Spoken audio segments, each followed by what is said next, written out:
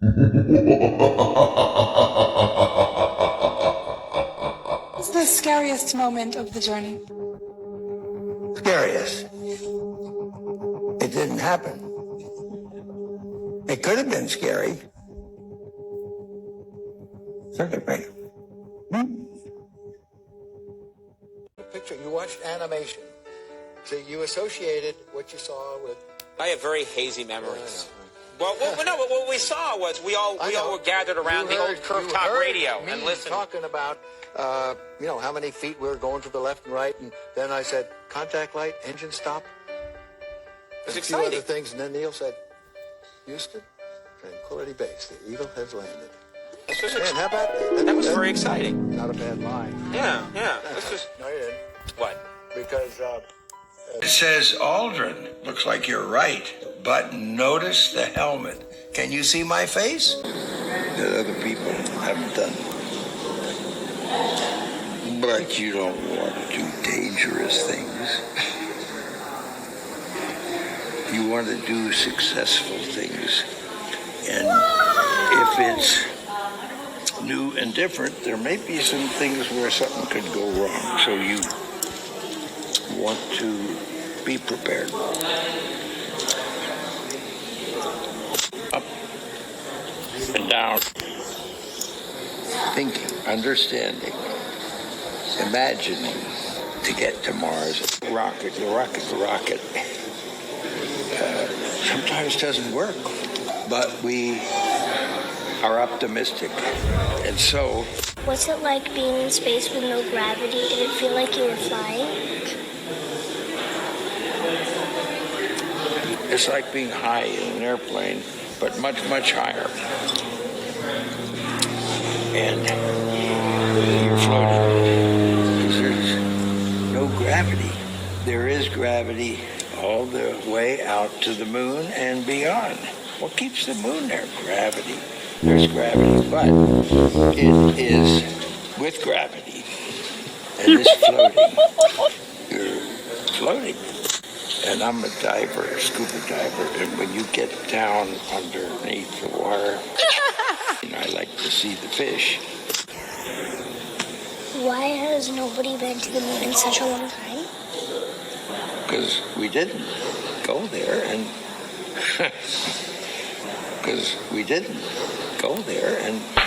that's not an 8-year-old's question.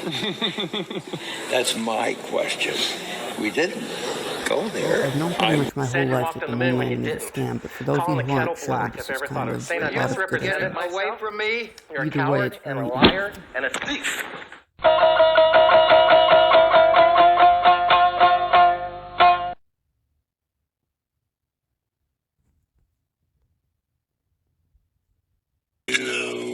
Plagiarize. I would never do that. No. Plagiarize something. It's about a movie I made that nobody is aware of, even though they've seen it.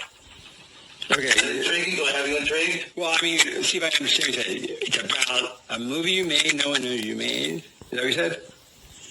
That's right. It's a production. Like, so you put, you did put your name on? Like, at the end, you put, like, a fake name? Oh, no. I made it. Like Alan Smithy, like that? That's sort of right. thing? No, I didn't. There was no name put on it.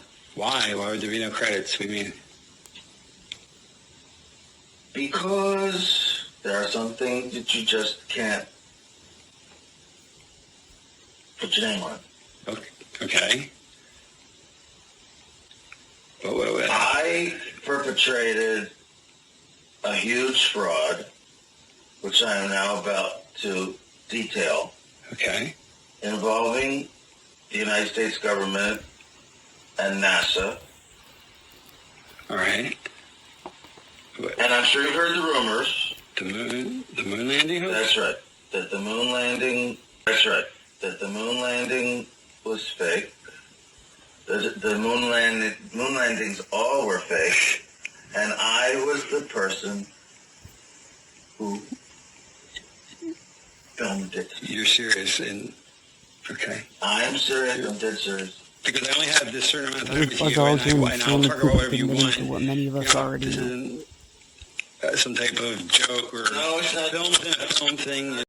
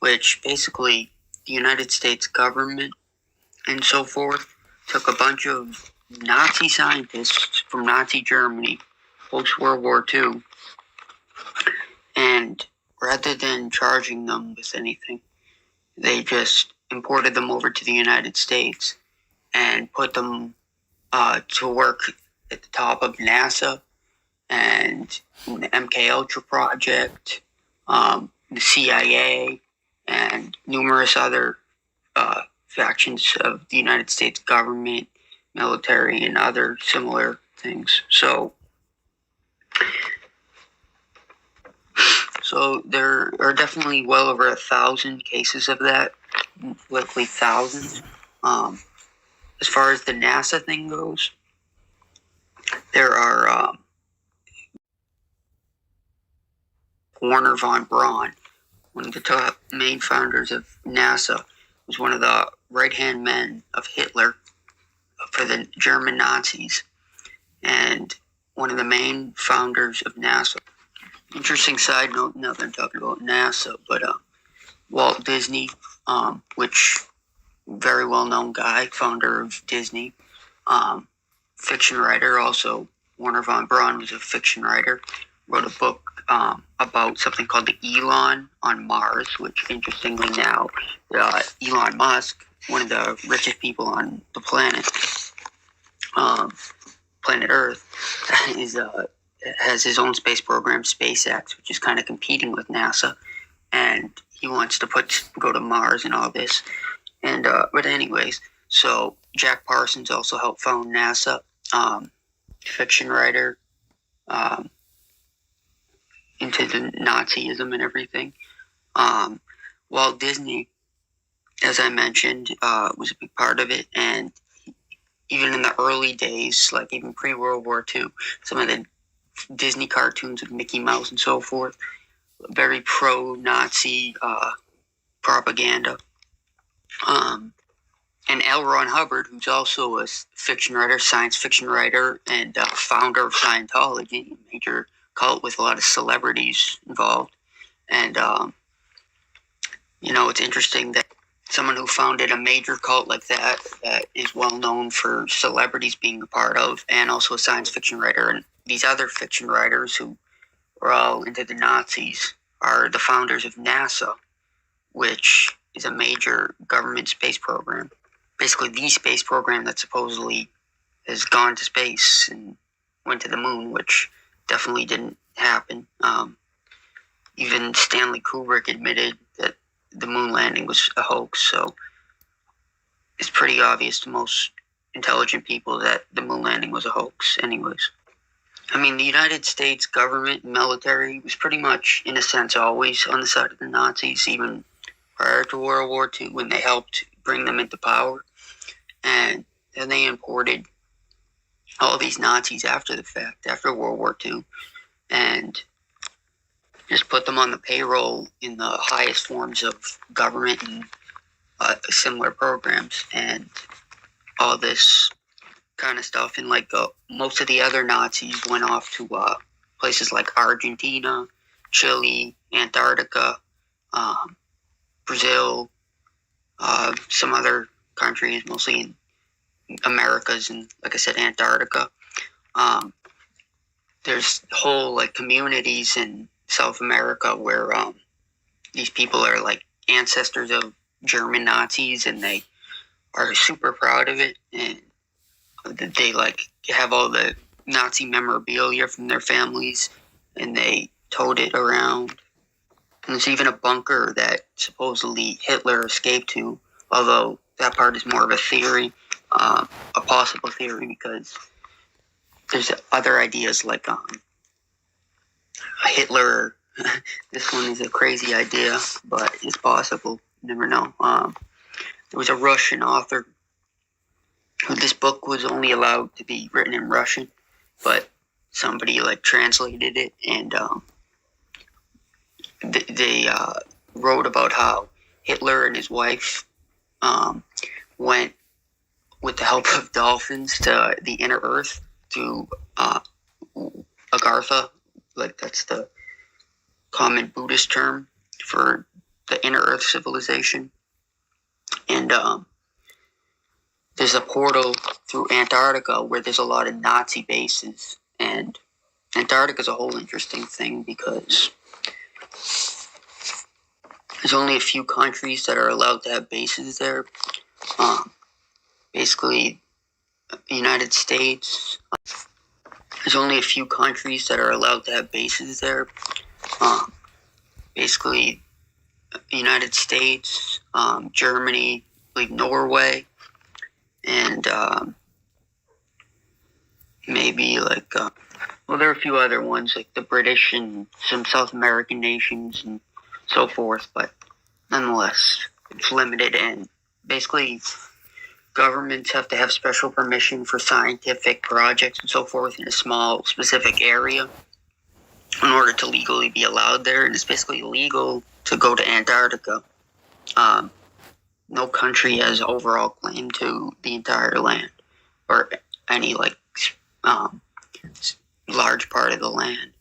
Like I said, it has to have special permission for scientific research, and you can actually get shot and killed for going there. And so there's a lot of theories about it, ideas that the land just keeps going on, and that it's tropical at some point. There was only one guy, Admiral Byrd, who was allowed to fly over both poles, and he claimed there was all sorts of like tropical lands and crazy stuff like that. Antarctica definitely has pyramids. People like Graham Hancock have talked about that. There's so-called like potential portals, like I said, that maybe that Russian author was talking about, that Hitler and his wife could have gone through to the inner earth.